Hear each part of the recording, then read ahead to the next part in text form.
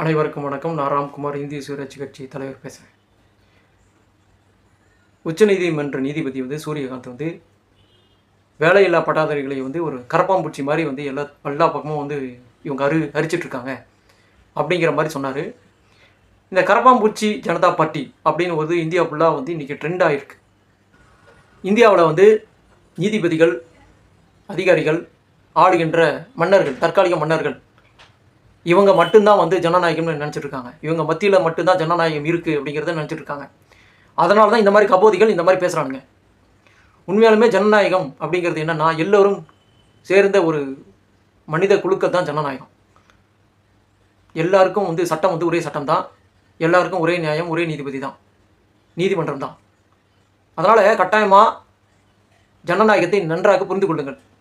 இன்றைக்கி இருக்கிற அதிகார வர்க்கத்தினை தான் இந்தியாவுடைய மிக பயங்கரமான மோசமான குற்றவாளிகள். இவங்க எல்லாருமே ஒரு தனியார் முதலாளிகள் தான். ஒரு நீதிபதிக்கு 2.5 லட்சம் சம்பளம் கிடைக்கிது. 10 வருஷத்தில் அவனோட சம்பளம் கிட்டத்தட்ட 3 கோடி ரூபா.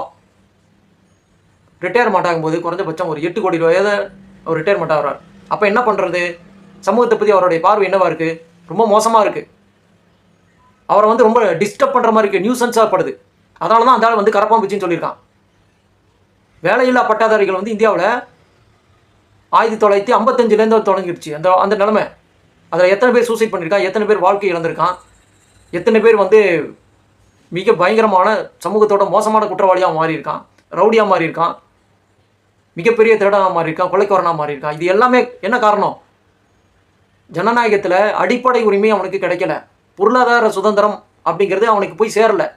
கவர்மெண்ட்லேருந்து கட்டாயமாக வருமானம் அவனுக்கு போய் சேரலை. தனிமனித வருமானம் அப்படிங்கிறது அவனுக்கு எட்டப்படவில்லை. இப்படிங்கிறது இதுக்காக தான், இதனால தான் குற்றவாளியாக மாறியிருக்கான். இன்றைக்கி இருக்கிற மிக பயங்கரமான தேச துரோகிகள் யாருன்னு கேட்டால் ஆள்றவன் தான், வேறு யாருமே கிடையாது. அவன் மட்டும்தான் இந்த மாதிரி கேவலமாக பேசுவான்.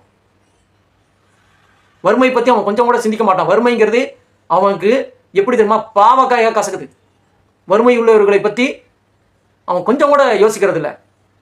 நாட்டுக்கு தேவையில்லாதவர்களாக, தேச துரோகிகளாக அவன் சித்தரிக்கிறான், ஒதுக்கி தள்ளுறான். ஏதாச்சும் ஒன்று பகையில் கொண்டுறணும்னு பார்க்குறான். நம்மக்கிட்ட ஓட்டு மட்டும் இல்லை அப்படின்னு வச்சுக்கங்களேன், நம்மளையெல்லாம் என்னைக்கா இவனுங்கெல்லாம் ஒழிச்சு கட்டிப்பானுங்க. நம்ம ஓட்டு இருக்குது அப்படிங்கிற விஷயத்தினால தான் நம்ம இன்றைக்கும் உயிரோடு இருந்துகிட்ருக்கோம். சாமானிய மக்களை பற்றி இந்த அரசாங்கத்துக்கு சம்மந்தமே இல்லை. அவன் டேக்ஸ் மட்டும் கட்டணும். அதனால தான் யாரையும் டேக்ஸ் கட்டாத யாரையும், அடிமை இருக்காத யாரையும், நாட்டில் இருக்கிற எல்லாரையும் எதிர்த்து கேள்வி கேட்குறான். பார்த்தீங்களா? அதனால தான் அவன் கரப்பாம்பூச்சியாக தெரியலாம். இந்தியாவில் செக்யூலரிசம் மாறணுங்க. ரொம்ப தப்பு.